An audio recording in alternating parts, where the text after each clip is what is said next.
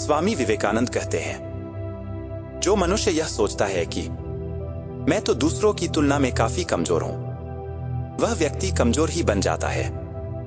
क्योंकि स्वामी जी कहते हैं, मन की दुर्बलता ही व्यक्ति को कमजोर बनाती है। हमारे मन की प्रवृत्ति यह कि हम जैसा सोचते हैं वैसा ही बन जाते हैं। इसलिए कहते हैं कि मन के हारे हार है तो मन के जीते जीत। यदि कोई व्यक्ति अपने मन से यह कहे कि मैं तो दूसरों की तुलना में अधिक ताकतवर हूं, तो वह दूसरों से अधिक ताकतवर बन जाता है। क्योंकि इस दुनिया में सारा खेल मन की विचारों का ही है।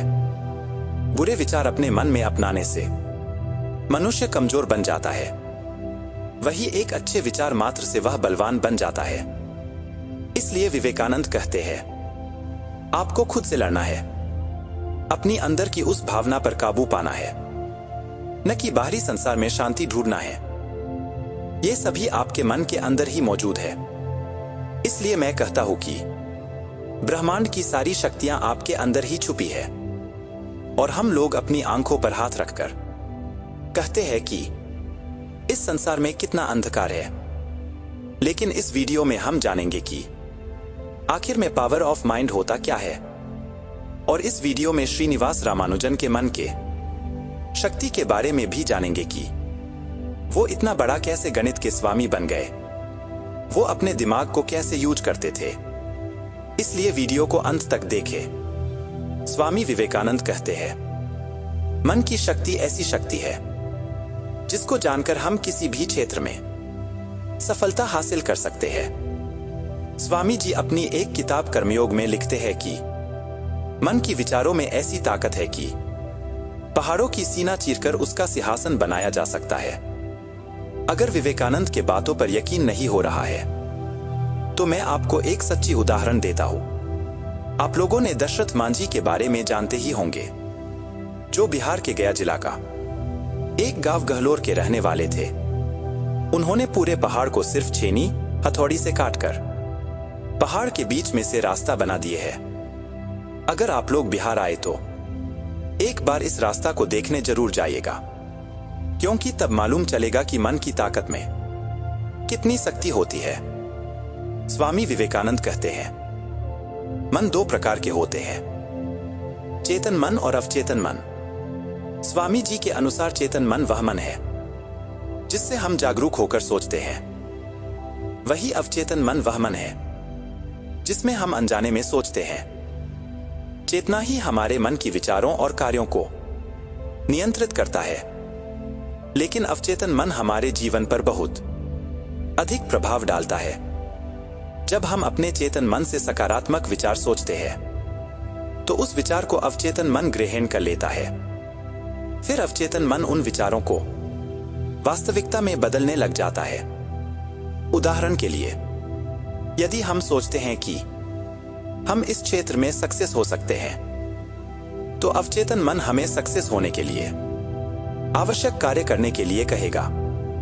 इसी तरह यदि हम सोचते हैं कि हम स्वस्थ हो सकते हैं, तो अवचेतन मन हमें स्वस्थ रहने के लिए आवश्यक कार्य करने के लिए प्रेरित करने लगेगा।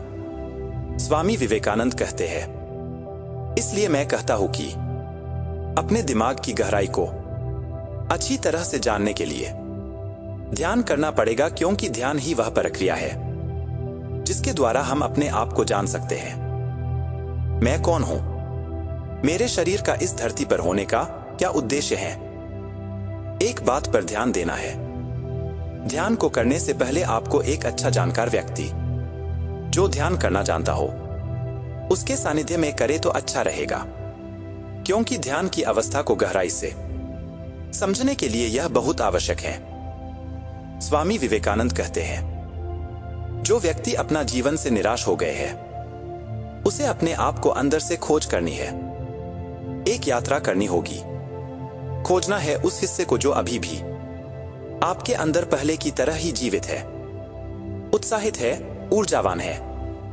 आपके जीवन में कितना ही कठिनाई क्यों ना आ जाए, बस आपको अपने अंतर्मन से कहना है, सब ठीक है। स्वामी जी कहते हैं, जब आप ऐसा करेंगे तो आपका सारी कठिनाइयां धीरे धीरे दूर हो जाएंगी।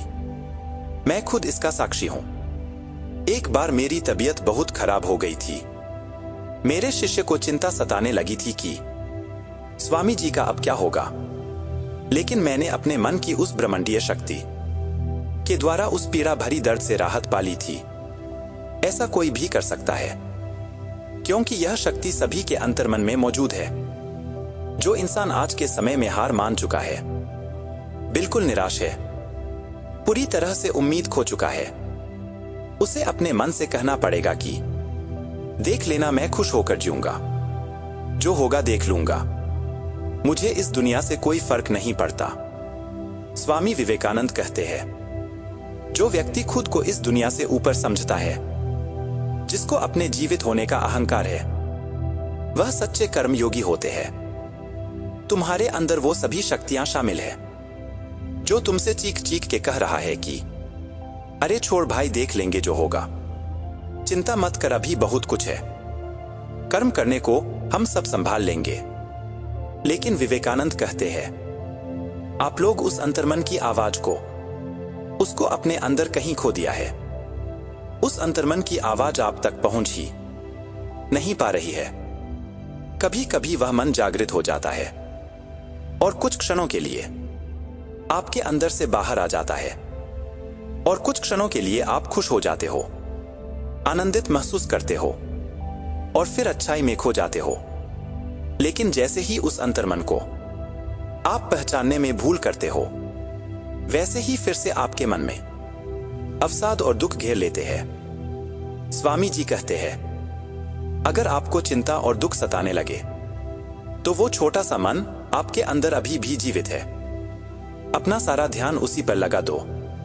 आप यह सोचो कि वो भी मैं ही हूं, जो चीख चीख कर कह रहा है कि अभी हमें जीना है, इस पिंजरे से बाहर निकलना है, उसको बाहर लाना है, आपको अपने उस अच्छे हिस्से का एहसास करना है।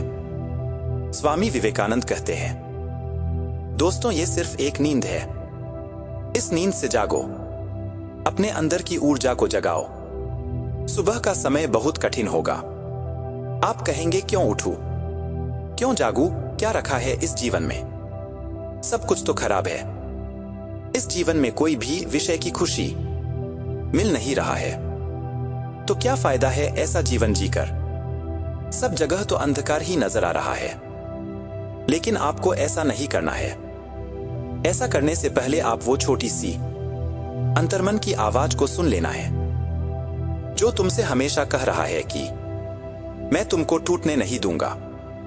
इसलिए मैं कहता हूं कि उठो जागो, जब तक न रुको, जब तक कि लक्ष्य की प्राप्ति न हो जाए। दोस्तों, अगर आपकी मानसिक स्थिति नेगेटिव हो गई, आप डिप्रेस्ड हो, परेशान हो, स्ट्रेस में हो, तो जो आपको विचार परेशान कर रहा है, आपको अपने इस मन पर ध्यान नहीं देना है। इससे बचने के लिए आप अपने मनपसंद का कोई कर्म करते रहे। अपने इस बुरी मन को सोचने का कोई समय ही नहीं देना है। विवेकानंद कहते हैं, हर इंसान पॉजिटिव होता है, वो दुनिया को फ्रेश नजर से ही देखता है। लेकिन जैसे ही मन में यादें, स्मृतियां वापस आ जाती है, तो वो फिर से नेगेटिव हो जाता है। स्वामी जी कहते हैं, आप जिस भी ईश्वर को, अल्लाह को आप मानते हो, उनका पाठ, उनका ध्यान आपको करना ही होगा, क्योंकि ये मन के शांति के लिए सबसे उत्तम उपाय है। और एक बात आपको 10 मिनट लिखना है अपने उस दिन के विचारों के बारे में, जो जो काम आपको करने हैं, जो जो जरूरी है।